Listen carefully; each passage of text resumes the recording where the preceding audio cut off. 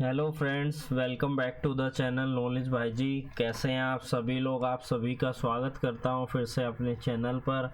जैसा कि आप सभी को पता है, हम डेली आपके लिए इम्पोर्टेंट क्वेश्चंस लेकर आते हैं जो आपके AIB 18 के एग्ज़ाम में आपको हेल्प करेगा फर्स्ट अटैम्प्ट में क्लियर करवाने के लिए। तो आज की जो वीडियो होने वाली है इसमें हम डिटेल डिस्कशन करेंगे, यानी कि डायरेक्ट रीडिंग भी करेंगे, समझेंगे कि कौन सा सेक्शन है और क्या कह रहा है, और क्वेश्चन का जो आंसर है उसको भी डिस्कस करेंगे। तो पहला क्वेश्चन क्या कह रहा है इसको समझ लेते हैं। The confession to the police officer किस सेक्शन में दिया जाता है इंडियन एविडेंस एक्ट के अंदर? आज की इस वीडियो के अंदर इंडियन एविडेंस एक्ट के क्वेश्चन रहने वाले हैं। तो पहला ऑप्शन है सेक्शन नंबर 26, सेकंड ऑप्शन है सेक्शन नंबर 36, थर्ड ऑप्शन है सेक्शन नंबर 25 और फोर्थ ऑप्शन है सेक्शन नंबर 28। आप सभी को पता है, जब भी हम पुलिस ऑफिसर को कोई भी कन्फेशन देते हैं तो क्या उसे उसके अगेंस्ट साबित किया जा सकता है?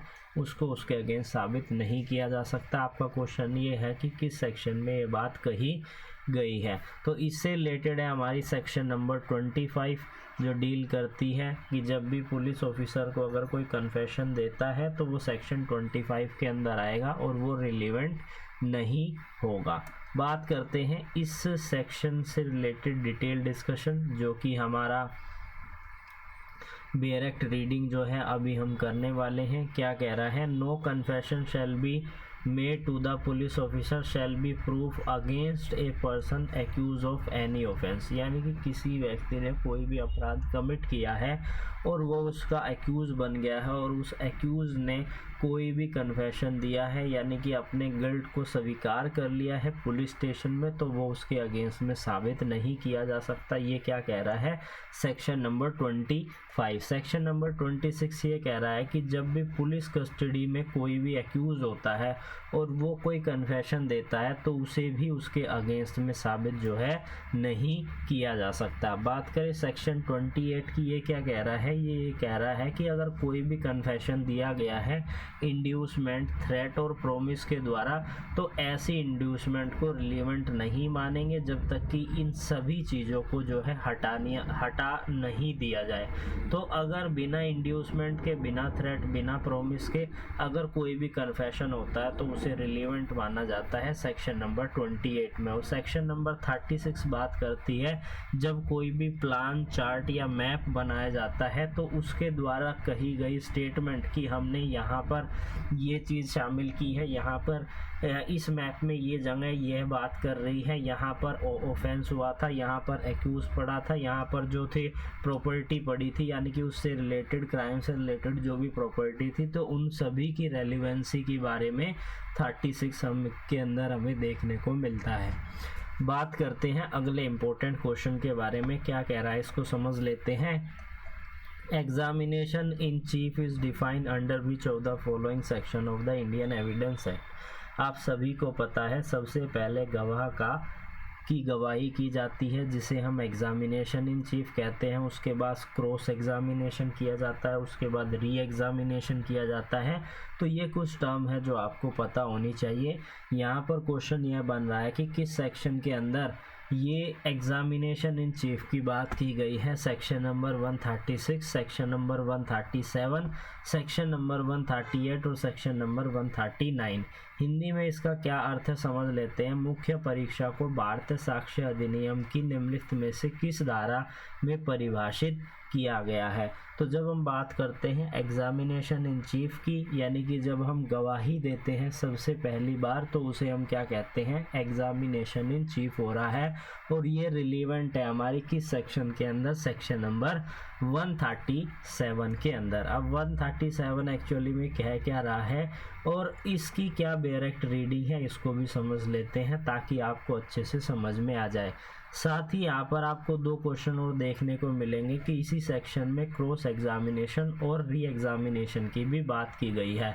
तो एग्जामिनेशन इन चीफ का क्या मतलब होता है? एग्जामिनेशन ऑफ विटनेस, यानी कि गवाहों की जांच करना, यानी कि उनकी एग्जामिन कर देना। By the party who called him shall be examination in chief, यानी कि जिस व्यक्ति ने अपने गवाह को बुलाया है अगर वो उसकी गवाही करवाता है तो उसे एग्जामिनेशन इन चीफ कहा जाता है। क्रॉस एग्जामिनेशन का क्या मतलब होता है? Examination of witness by the adverse party shall be called as a cross examination, यानी कि एडवर्स पार्टी यानी कि विपरीत पार्टी के द्वारा किसी भी गवाह की गवाही को एग्जामिन किया जाता है तो उसे हम क्रॉस एग्जामिनेशन कहते हैं।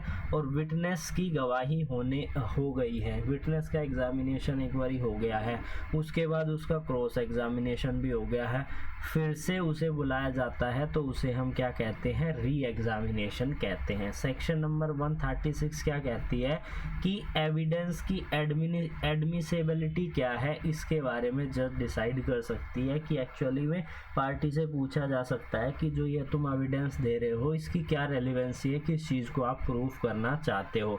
सेक्शन नंबर 138 बात करता है एग्जामिनेशन के ऑर्डर के बारे में और री एग्जामिनेशन की डायरेक्शन से रिलेटेड ये सेक्शन है। सेक्शन नंबर 139 क्या कहता है कि पर्सन का एग्जामिनेशन जो कि प्रोड्यूस कर रहा है कोई भी डॉक्यूमेंट, तो डॉक्यूमेंट के रिलेटेड कोई भी डॉक्यूमेंट कोर्ट में सबमिट किया गया है तो उस पर्सन से उसे क्रॉस एग्जामिनेशन किया जाए कि ये रिलीवेंट है, क्यों नहीं है, कब है, यहाँ पर ये लिखा हुआ है, वो सारे क्वेश्चन जो है उससे पूछे जाएंगे।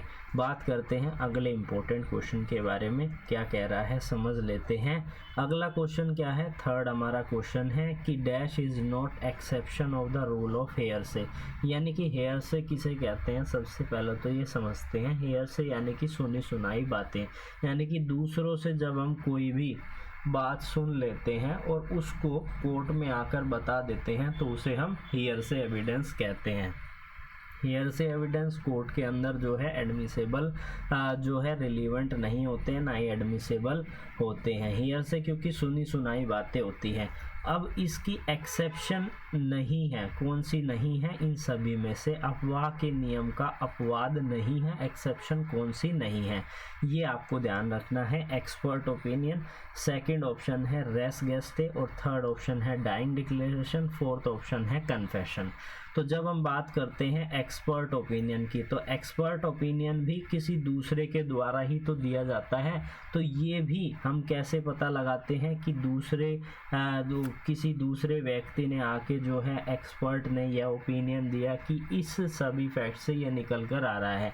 इसी तरीके से सेम ट्रांजैक्शन का पार्ट अगर होते हैं तो वो भी सुनी सुनाई बातों के अंदर आते हैं। और डाइंग डिक्लेरेशन होती है तो वो भी दूसरे के द्वारा कही जाती है। जो एक्चुअली में व्यक्ति होता है वो सभ्य तो जाकर गवाही देता नहीं है, तो इसलिए इन सभी को, इन तीनों को जो है हेयर से एविडेंस के अंदर माना जाता है। लेकिन ये तीनों ही रिलीवेंट है और कोर्ट में एडमिसेबल भी है, जो कि हमारे सेक्शन 5 से 11 के अंदर आते हैं।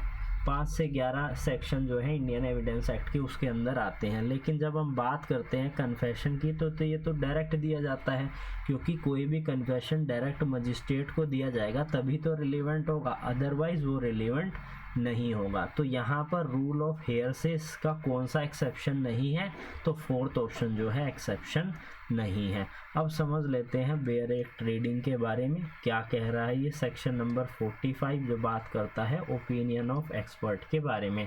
When the court has to form an opinion upon a point of foreign law, of science or art, or as to identify of a handwriting or a finger impression, the opinion upon the point of person specifically skilled in such foreign, यानी कि वो व्यक्ति उस जिस चीज़ के लिए expert बुलाया जा रहा है वो उसमें पूरी तरीके से निपुण होता है, और तभी वो आकर यहाँ पर अपनी एक स्टेटमेंट देता है या कोई भी डॉक्यूमेंट, एक सर्टिफिकेट बनाकर देता है कि ये रिलीवेंट है या नहीं है, ये चीज़ हुई है या नहीं है।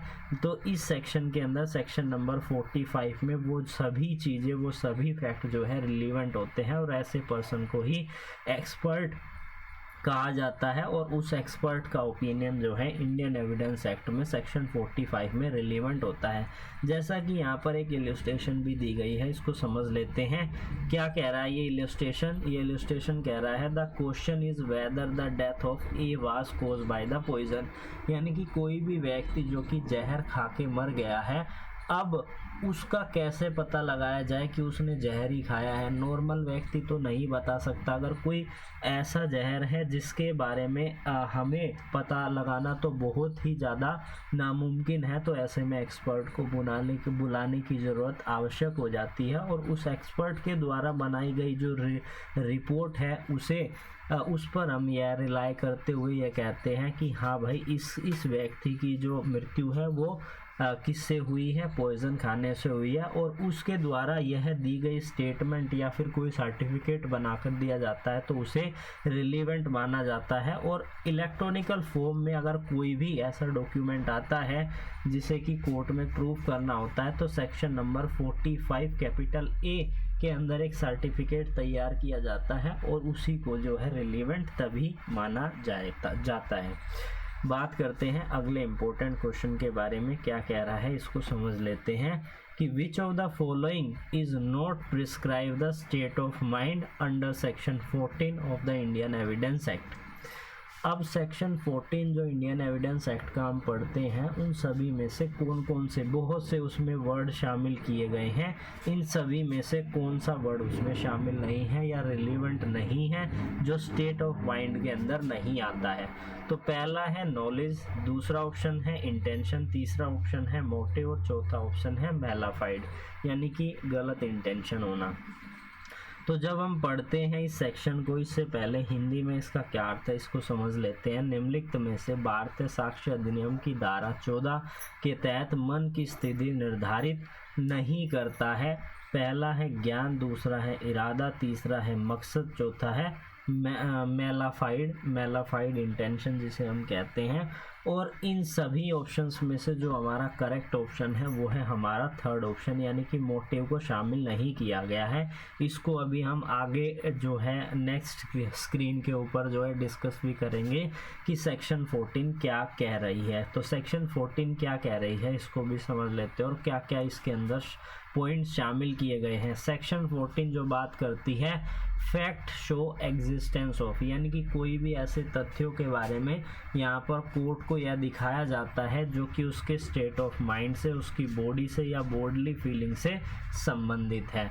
Fact show the existence of any state of mind such as, जिसके अंदर क्या क्या आती है? इंटेंशन आती है, नॉलेज आती है, गुड फेथ आता है, नेग्लिजेंस आती है, रेस्टलेसनेस आती है, ill will, good will toward the particular person, और show the existence of any such state of body और बॉडी फीलिंग आर रिलेवेंट, यानी कि कोई भी ऐसी चीज़ यहाँ पर दिखाई गई है जो यह शो कर रही है, जो उसकी विलिंगनेस को बता रही है, जो उसकी इंटेंशन को बता रही है, उसकी नेग्लिजेंस को बता रही है, तो उन सभी को रिलेवेंट माना जाता है section number 14 of Indian evidence act के अंदर। And when the existence of such state of mind, body और bodily feeling is in issue and relevant, यानी कि वो फैक्ट इन इशू, वो इशू में होंगे और वो रिलीवेंट होंगे। इसके लिए मैंने एक यहाँ पर इलस्ट्रेशन भी लिया है जिससे आपको और अच्छे से क्लियर हो जाएगा। A is accused of receiving a stolen good knowing them to be a stolen, यानी कि जब कोई व्यक्ति जानता है कि कोई चोरी की प्रॉपर्टी है और उसे फिर भी वो क्या करता है? रिसीव कर लेता है। ये हमारा आईपीसी के अंदर एक ऑफेंस भी है। आपको ये बताना है कि कौन सी सेक्शन है। अगर किसी ने इंटेंशनली, वो जानता है कि उसने चोरी की है, चोरी की वस्तु है, और फिर भी वो उसको क्या कर लेता है? अपने पास ले लेता है, बना के रखता है, तो ऐसे में कौन से सेक्शन में वो पनिशेबल होगा, ये आप हमें कमेंट सेक्शन में कमेंट करके बताइएगा। बात करते हैं इस इलस्ट्रेशन के बारे में। A is accused of receiving a stolen good and knowing them to be a stolen, it is prove that he was in a possession of a particular stolen property, यानी कि जब उसे पता है कि ये चोरी की प्रॉपर्टी है फिर भी उसे वो रिसीव कर रहा है, जिससे कि यह शो हो रहा है, क्या शो हो रहा है? उसका गिल्टी माइंड शो हो रहा है। यहाँ पर उसकी कोई गुड फेथ नहीं है, उसे पता था चोरी की प्रॉपर्टी है, उसके बाद भी वो उसे रिसीव कर रहा है, तो ये उसका क्या शो हो रहा है? गिल्टी माइंड यहाँ पर शो हो रहा है। And prove that he was in a possession of a stolen property. Fact यहाँ पर क्या है कि इसको समझते हैं स्टेटमेंट को। The fact that at the time he was in a possession of many other stolen property article is relevant, यानी कि जब उसने उस चोरी की प्रॉपर्टी को रिसीव किया तो उसने और भी तो चोरी की प्रॉपर्टी रिसीव की होगी, तो और भी अगर उसके पास चोरी की प्रॉपर्टी है तो ये क्या है, एक रिलीवेंट फैक्ट है, और इसी तथ्य के बेसिस पर इस सेक्शन नंबर 14 में वो रिलीवेंट हो जाता है। And tender to show that he know each और all of such article which he was in a possession of a stolen property, यानी कि वो जब इस तरीके के इस तरीके के जो फैक्ट हैं वो शो किए जाते हैं, टेंडर यानी कि प्रस्तुत करना होता है, शो किए जाते हैं, जिससे यह पता चल सके कि जो और भी इसने प्रॉपर्टी इसके पास पोजेशन में मिली है वो भी तो चोरी की है। जब भी किसी भी एक्यूज़ के ऊपर चोरी का ऑफेंस लगता है तो क्या होता है कि बहुत से केसेस ऐसे होते हैं जहां पर उसके पास जो उसने अभी रिसेंटली चुराई चीज़ें हैं वो तो उसके पास मिलती है, लेकिन पहले किसी और से उसने चीज़ें चुराई हैं वो भी उसके पोजेशन में मिलती हैं, तो वो क्या होगा, ये रिलीवेंट होगा और ये उसके गिल्टी माइंड को यहाँ पर शो कर रहा है, उसकी इंटेंशन को शो कर रहा है कि उसका गिल्टी माइंड था और उसने ऐसा किया है, तो ये रिलीवेंट होगा सेक्शन नंबर 14 के अंदर। बात करते हैं आज के इम्पोर्टेंट और लास्ट क्वेश्चन के बारे में। Fact not proved neither proved not disproved is known as, यानी कि कोई भी ऐसा तथ्य जो ना तो प्रूव हुआ है और ना ही डिसप्रूव हुआ है, तो ऐसे में उसे क्या कहेंगे, डिसप्रूव, प्रूव्ड, नॉट प्रूव या लाइकली टू बी प्रूव। तथ्य जो ना तो सिद्ध है और ना ही असिद्ध है तो उसे क्या कहेंगे या क्या कहलाता है वो, तो वो सिद्ध नहीं है यही कहलाता है, वो नॉट प्रूव्ड है यही कहलाता है। तो आज की वीडियो में इतना ही। अभी मैं कुछ समय के बाद आज ही के दिन या हो सके तो आज ही के दिन मैं आपके लिए एक सेपरेट वीडियो एक और लेके आऊँगा, जिसमें हम जिस तरीके से पहले अपने कंटिन्यू कर रहे थे 14 to 15 क्वेश्चंस को एक साथ वो भी डिस्कस भी करेंगे, ताकि आपकी प्रैक्टिस भी बनी रहे, और एक वीडियो इस तरीके की भी आती रहेगी ताकि आप जो है क्वेश्चन के साथ साथ डायरेक्ट रीडिंग भी करते रहें, क्या रिलेवेंट सेक्शन है उसके बारे में भी आपको पता चल जाए। तो आई होप आपको वीडियो